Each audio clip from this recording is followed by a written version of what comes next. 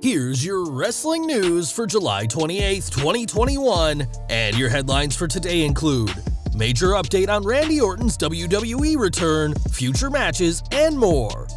WWE's harsh words for CM Punk's AEW move. Natalya suffered a really ugly ankle injury on WWE Raw.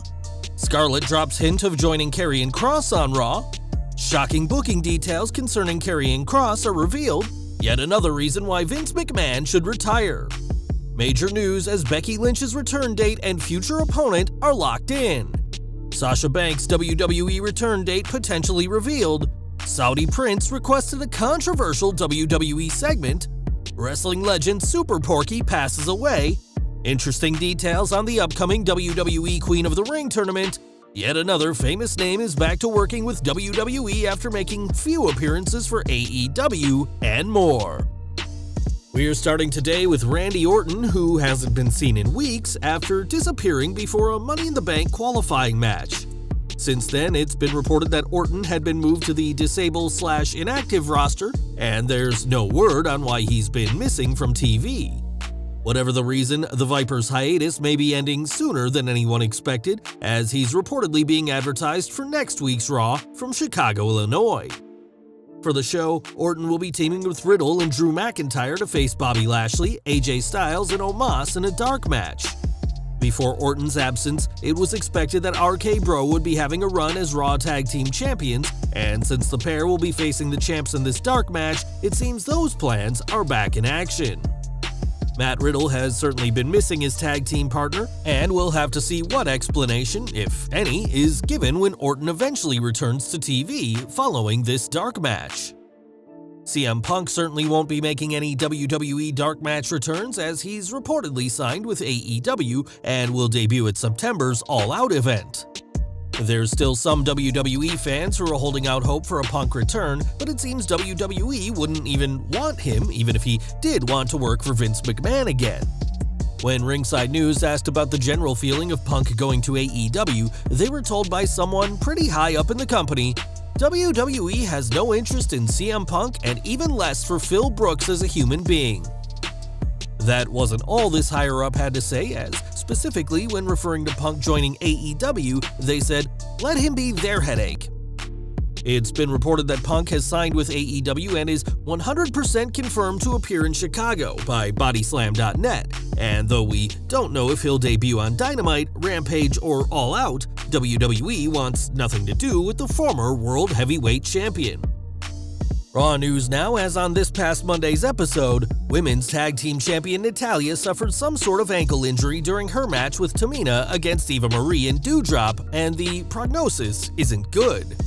Post-match, Natalya was helped to the back by Tamina and a medic, and according to Dave Meltzer, she could require surgery. Speaking on Wrestling Observer Radio, Meltzer explained, "The ankle was twisted in a really ugly way. Without a doubt, it's probably something pretty serious because if it wasn't, she'd have just walked out on it. That's the reality of it. Hopefully it's not too bad and doesn't require surgery, because if it requires surgery, then she's gonna be out for a while." A 13-year veteran of WWE's main roster, Natalya has been practically injury-free throughout her entire run, and will keep you viewers updated on her condition as more details come out. Now, Karrion Kross has had an interesting main roster run to say the least, losing to Jeff Hardy in his debut, only to defeat the recently returned Keith Lee this week. One major issue fans have with Kross's main roster run is that Scarlett hasn't been with him, as the pair have been inseparable in NXT. Now, the 30-year-old superstar may be joining her real-life boyfriend, as on Twitter, she told fans that patience is a virtue. Judging by the comments, many fans believe this is Scarlett's sign she'll soon be on Raw, and that things will improve for Kross very soon. Scarlett has had some tryout matches on the main roster, but nothing has come of them yet, and here's hoping that her impending call-up will turn things around for the reigning NXT champion. Kross was able to undo some of WWE's damage this week by defeating Keith Lee, but that wasn't the original plan for the reigning NXT champion. According to Fightful, Kross was meant to have a rematch with Jeff Hardy, but that plan changed following Jeff's positive test. Not only were they meant to have a rematch, but it was meant to see Kross lose yet again to Hardy, despite the outcry from fans after last week's show. The report added that several members of creative and even more of the roster were baffled by the idea to beat Kross once, let alone a second straight week. Thankfully, that match didn't happen, but only because of Jeff's sad news, and despite his win this week, Kross may be in for a nasty surprise when Jeff is back and this rematch can take place. Back in the present and next month, Raw Women's Champion Nikki ASH will have her first title defense on pay-per-view when she defends against Rhea Ripley and Charlotte Flair. Nikki's win was a historic moment for the Scottish superstar, but with reports of crowds not on board with her at house shows and even booing her when she gets offense in on Rhea Ripley, Nikki's days as champion are seemingly numbered. According to sources, Ripley is currently penned in to win the triple threat at SummerSlam, becoming a two-time Raw Women's Champion, and her first opponent will be none other than Becky Lynch. After over a year away, Lynch is reportedly ready to go, and the two ideas WWE are considering now are for Lynch to appear immediately after the match at SummerSlam and make her intentions clear, or to return on the Raw after the show. Either way, Lynch will return to challenge Ripley in a fresh, new feud that fans will appreciate between two of the most popular female superstars of this generation.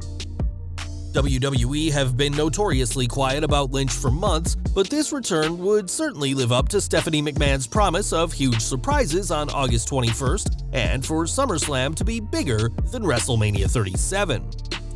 Of course, all plans are subject to change at the whim of one of Vince McMahon's mood swings, but if this plan sticks, then it'll be less than a month before the man finally comes around after over a year away. Lynch isn't the only big female name missing from WWE, as Sasha Banks hasn't been around for quite some time. The Boss's last match came back in April when she lost the SmackDown Women's title to Bianca Belair at WrestleMania 37, and now we have an idea of when she'll be back. Banks has been advertised for the September 3rd edition of SmackDown and for the September 10th Super Show, which will air from Madison Square Garden. That show will also see John Cena appear, meaning the Summer of Cena will extend past SummerSlam. We also know what WWE has planned for her, as sources have reported that Banks will be sticking on SmackDown during the draft and will be feuding with Charlotte Flair, who will be moved to the Blue brand. These two feuded for the Raw Women's title in 2016, meaning it's been 5 years since their last storyline, and we're expecting some phenomenal matches from two highly talented stars. Following her WrestleMania loss, Banks hasn't had a championship rematch against Belair, and we wouldn't be surprised if the rematch of the year happens at SummerSlam, but that could all be a setup for another championship program with the Queen.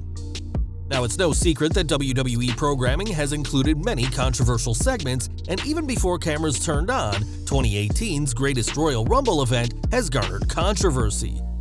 The show made international headlines as WWE was condemned for working with a nation that has various laws against women and punishes homosexuality with death, which is against WWE's supposed inclusivity. The show itself had even more controversy, as a segment with Shawn and Ariya Daivari made international headlines when the pair, waving the Iranian flag, badmouthed the Saudi wrestlers and said the greatest athletes came from Iran. Playing up the decade-long bloody conflict of Iran and Saudi Arabia, it's no wonder why the segment was panned internationally, and fans have Saudi's crown prince to thank for it. Speaking to Wrestling Inc., Ariya Daivari explained how the segment came to exist, saying, "From what I was told, that was requested from the Saudi prince. He booked the show. At the end of that day, it was his idea, and for me, particularly being fairly new at the time, you're not going to say no to stuff. All this Saudi stuff was a big deal. It was a big money deal. Backstage, they made it seem like how important these Saudi shows are for the company. I'm not going to be like, no, I'm not doing this type of thing.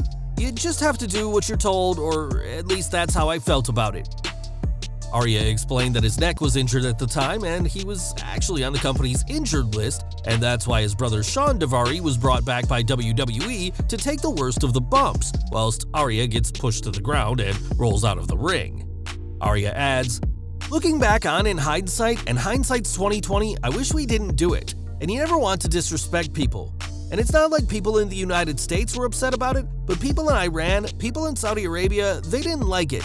and I said, my goal was never to offend anybody. You never want to do that with wrestling. I care about wrestling, I really care about my work, I don't want to offend anybody or stuff like that. That was why I took it upon myself to put out that apology. Nobody told me to do it, the company didn't ask me and all that stuff. I was gonna do it myself, I want to make this right. If I truly offended people and they're not understanding that this is just a show, then I'll say I'm sorry. It wasn't really a big deal to me to apologize for it. Not long after the Greatest Royal Rumble, Arya issued an apology for his actions, saying he was playing a fictional character similar to an actor in a TV show or film. Saying his personal views were not reflected by the character, Arya's apology came after the pair received death threats by fans furious at their insulting of Saudi Arabia and praising of Iran. This year, WWE released Arya Daivari from his contract, and he's sitting out a 90-day non-compete clause. But with WWE reportedly returning to Saudi Arabia and WWE desperate to please the Saudi royal family, a return may not be off the table if there's another storyline planned to generate some real heat from the Saudi fans. We've got some sad news to report next, as Jose Luis Alvarado Nieves, better known as Super Porky, has died at age 58. Nieves made his wrestling debut in 1977 as Brazo de Plato, aka Silver Arm, teaming with his brother Brazo de Oro, the Golden Arm. Joining CMLL in 1985, he adopted the comedic gimmick and name Super Porky and stayed with the company for 20 years before signing with WWE. Brought in to help SmackDown's Cruiserweight division, Super Porky didn't last long, being released the following year. In a statement, WWE referred to Nieves as always charismatic and infectiously hilarious, and added that he was a Lucha Libre legend. As of yet, no cause of death has been announced, and we're sending our condolences to Nieves' friends, family, and fans at this terrible time. Now, last week we reported that WWE has big plans for a Queen of the Ring tournament, and details have come forth about this historic occasion. Yesterday, Andrew Zarian of the Mat Men Pro Wrestling Podcast reported that the tournament will begin on the October 8th SmackDown and continue on the October 11th Raw. It's unclear if the entire tournament will fit into these two shows, or if they're the first of many shows to feature tournament brackets. If these dates don't change, the tournament will begin immediately following the WWE Draft, which is set to happen on the October 1st SmackDown and the October 4th Raw.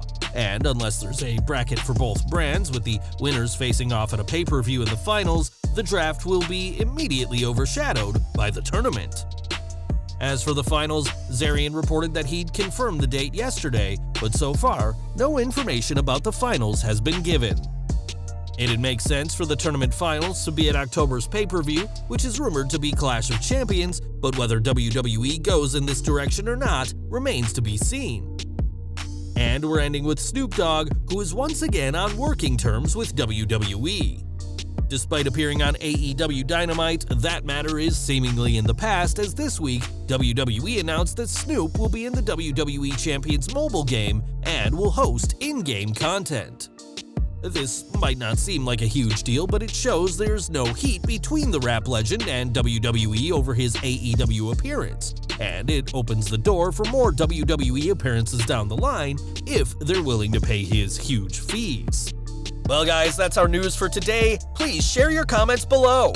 Also hit the like button, subscribe to our channel, and hit the bell icon to receive all notifications. And as always, thanks for watching.